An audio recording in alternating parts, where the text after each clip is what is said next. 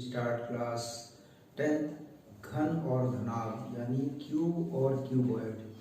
सबसे पहले हम लोग जानते हैं कि क्यूब और क्यूबॉइड होता क्या है और हम इसको कैसे पहचानेंगे कि क्यूबॉइड है। तो क्यूबॉइड मीन्स होता है घनाभ और क्यूब मीन्स होता है घन। घन किस प्रकार से होता है यहाँ आप देख सकते हैं, दीज आर 3 डायमेंशनल। ये 3 डायमेंशनल होते हैं यानी 3 इसमें डायमेंशन होती है। डायमेंशन का मतलब है 3 प्रकार के इनमें साइज मतलब मान सकते हैं, लंबाई चौड़ाई और ऊंचाई। तो 1 डायमेंशन 2 डायमेंशन और 3 डायमेंशन यानी लंबाई चौड़ाई और ऊंचाई, ये एक डायमेंशन का अर्थ हो गया। तो इनको 3 डायमेंशनल कह सकते हैं हम लोग। अब यहाँ आते हैं, देख सकते हैं यहाँ पर भी मैथमेटिक्स में ये क्यूब और क्यूबॉइड में हम लोग पढ़ेंगे। यहाँ देखते हैं क्यूब। तो क्यूब जिसकी तीनों भुजा है, यहाँ पर आप देख सकते हैं 3 डायमेंशन 3D, इन्हें 3D पिक्चर कहते हैं, 3D है। तो 3D का मतलब यहाँ पर 3 डायमेंशन से है, जिसमें यहाँ से यहाँ तक इसकी लंबाई दी है a और इसकी चौड़ाई भी दी है a और इसकी ऊंचाई भी दी है a। यानी इसकी जो तीनों साइड हैं ये अंदर से ठोस होता है, इसको हम लोग से ठोस भी हो सकता है और इसको बॉक्स के रूप में भी हो सकता है। यहाँ पर हम दोनों बातें हो सकती हैं। तो इस तरह से, इसी तरह यहाँ एक संदूक के आकार का भी बॉक्स रखा है। संदूक के आकार का बॉक्स यहाँ देख सकते हैं, इसमें लेंथ अलग है, यहाँ पर लेंथ अलग है यानी ए इसको मान लेते हैं, यानी इसको एल मान लेंगे यहाँ पर, इसको यहाँ पर ये बी है यानी ब्रेथ है, ये बी मान लेंगे और ये हाइट है जो भी, तो इसको एच में हम लोग कन्वर्ट करेंगे। तो यहाँ पर घनाभ और घन अलग अलग परिभाषाओं में आ सकता है। घन की परिभाषा ये होती है कि इसमें कोई भी भुजा, सारी भुजाएं बराबर होती हैं। क्योंकि 3D है तो 3D में लंबाई चौड़ाई ऊंचाई तीनों आएंगी, इसमें तीनों भुजाएं बराबर होंगी। और घनाभ में लंबाई चौड़ाई ऊंचाई का अनुपात अलग अलग होगा, इसलिए यह बॉक्स के रूप में भी हो सकता है, डिब्बे के रूप में भी हो सकता है। इसका लंबाई चौड़ाई और ऊंचाई अलग अलग हो सकते हैं। तो इस तरह से हम बोल सकते हैं उसको क्यूबॉइड। अब बात ये आती है कि अगर हमें इसका निर्माण कैसे हुआ है, इसको हमने कैसे समझा। तो आइए सबसे पहले देखिए, यहाँ पर एक वर्ग ले लेते हैं। इस वर्ग में ये वर्ग है, वर्ग को किस प्रकार से बनाएंगे। तो वर्ग में इसमें 2 डायमेंशन है, इसे 2D कहते हैं, 2 डायमेंशन। और अगर हम कोई लाइन खींच दें तो ये 1 डायमेंशन हो जाएगा। कोई डायमेंशन है इसे 1 बोल देंगे, यहाँ पर 1 डायमेंशन, यहाँ 2 डायमेंशन, यहाँ 3 डायमेंशन। डायमेंशन का होता है उसका परिमाप किस प्रकार का होगा। तो यहाँ 2 भुजाएं हो गई, एक ये और एक ये, तो इसमें तो 2 डायमेंशन हो गए। यहाँ एक ही है तो 1 डायमेंशन में हो गया और यहाँ पर 3 डायमेंशन इसलिए 3D हो गया। तो इस तरह से हम लोग यहाँ समझ सकते हैं इसको।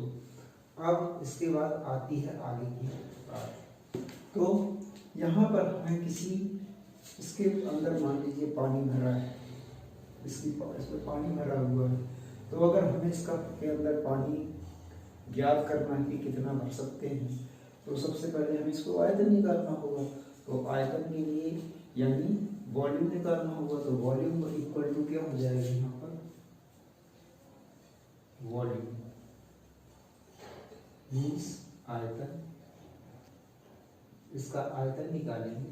तो यहाँ पर आप देख सकते हैं आयतन निकालने के लिए हमें लंबाई का, चौड़ाई का और ऊंचाई का तीनों का मल्टीप्लाई कर देंगे। तो यहाँ पर लंबाई को भी, ये इसकी लंबाई चौड़ाई ऊंचाई सब बराबर है। यहाँ पर देख सकते हैं a इंटू ए, तीनों को हम लोगों ने यहाँ पर मल्टीप्लाई कर दिए।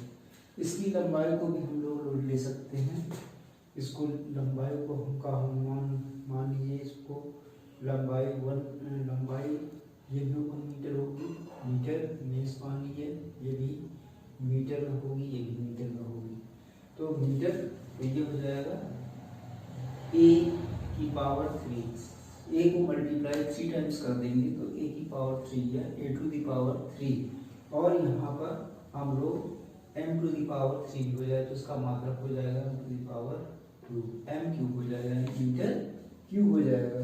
अब मान लीजिए इसका हम कोई भी एक छोटा सा फॉर्मूले के हिसाब से हम लोग ने एक सवाल लिया यहाँ पर कि किसी ऐसे वर्ग का आयतन निकालिए जिसकी एक भुजा 6 सेंटीमीटर, हमने इसको a बराबर 6 सेंटीमीटर अगर हमने दे दी है किसी एक भुजा की जो लंबाई चौड़ाई या ऊंचाई तीनों बराबर होती है, क्योंकि तो इसलिए इसमें एक भुजा देती है 6 सेंटीमीटर की, यानी एक आपका साइड दिया है 1 सेंटीमीटर 6 सेंटीमीटर।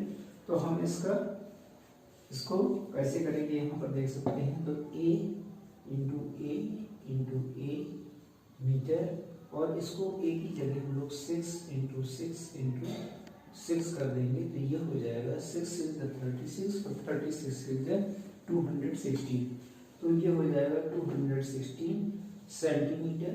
और यहाँ पर क्योंकि 3 टाइम्स दिया है तो क्यूब आ जाएगा इस पर, तो ये इसकी का मात्रक हो जाता है।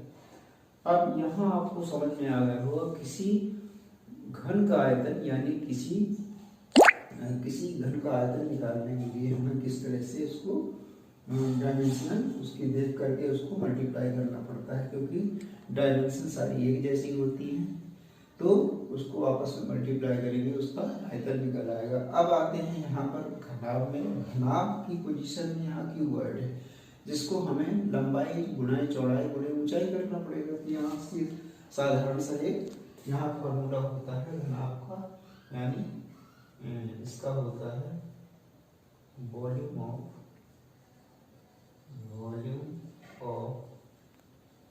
क्यूबॉइड, या वॉल्यूम ऑफ क्यूबॉइड का देख सकते हैं। तो इसको 3 भुजाएं हैं, लेंथ भी है, ब्रेथ भी है और ऊंचाई कई है इसमें, लेकिन डायमेंशन जो है डायमेंशन 3D है, तो इसमें लेंथ भी है, ब्रेथ भी है और हाइट भी है।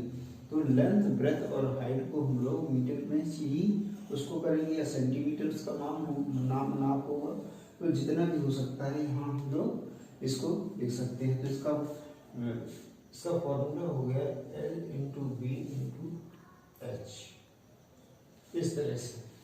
अब मीन्स मान लीजिए L की लेंथ जो है यहाँ पे दिया है 8 सेंटीमीटर, ब्रेथ दी है इसका 4 सेंटीमीटर और हाइट दी है इसकी मान लीजिए 6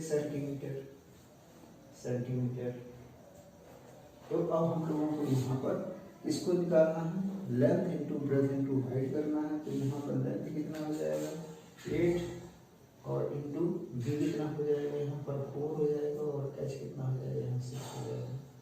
तो इसको हम लोग आपस में मल्टीप्लाई कर देंगे और मल्टीप्लाई करने के बाद जो भी इसका आएगा मान, तो ये हम देख सकते हैं कैसे आएगा 32 इंटू 6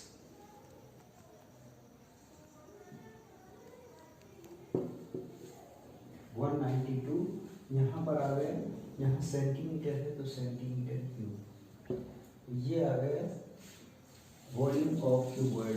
वॉल्यूम ऑफ क्यूबॉइड में हम लोगों ने देखा, इसको समझा।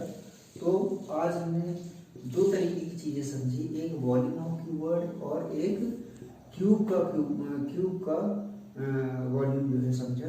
दोनों को आपस में वॉल्यूम किस प्रकार से निकालेंगे। तो आज आपको ये समझ में आया होगा कि क्यूब और क्यूबॉइड का वॉल्यूम कैसे निकालेंगे।